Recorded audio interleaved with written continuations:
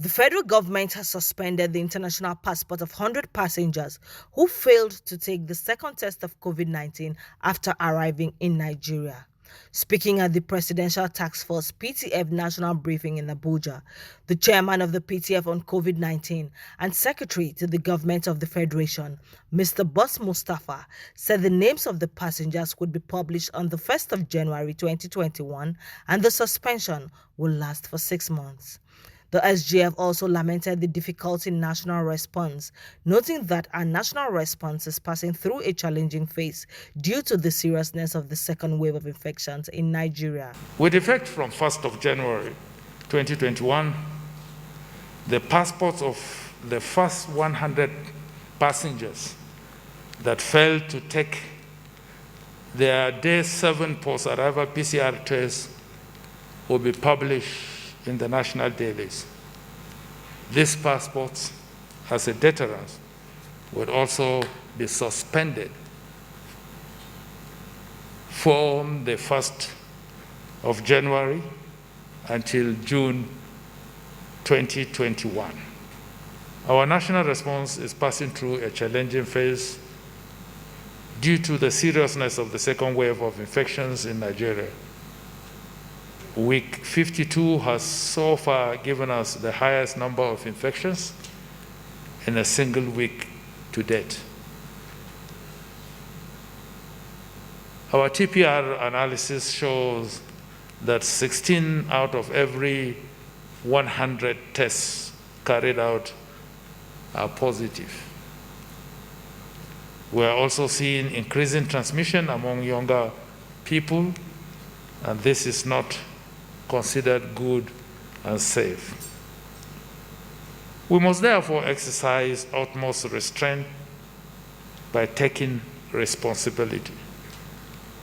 The Presidential Task Force this afternoon discussed two very critical issues, namely, 1, oxygen supply, and 2, case management.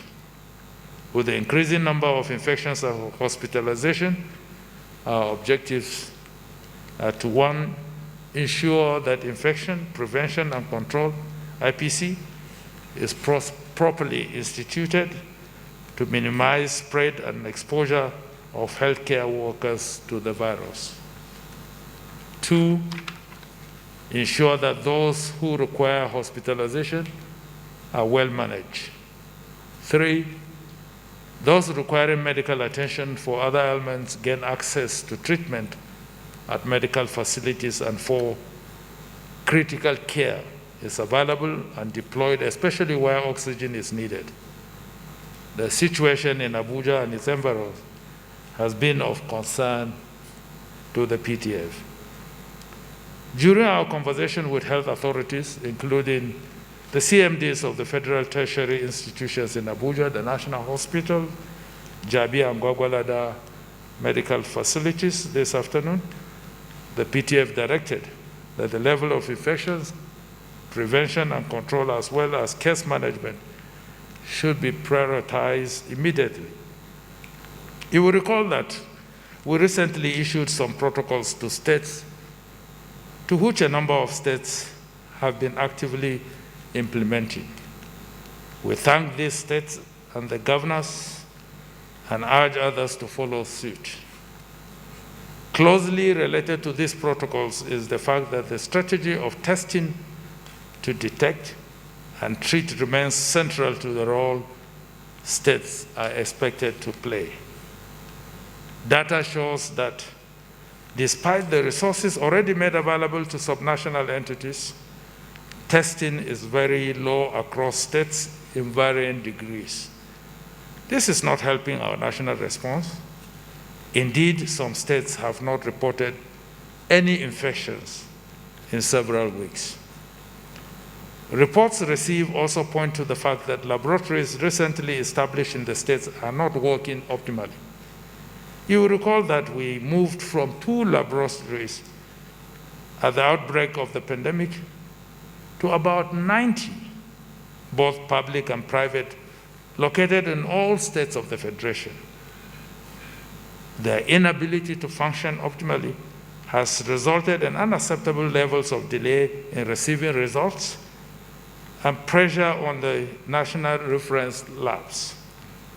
We wish to urge all states to reopen all laboratories and ensure that testing is expanded and turnaround time for results is substantially reduced. In the same vein, states should please keep their isolation and treatment centers open because of the rising cases of infection nationwide. The new policy started from Monday, the 28th December 2020. And key changes in the new protocol or policy include a requirement for passengers for 2 additional documents, particularly passengers coming from the UK and South Africa. And these documents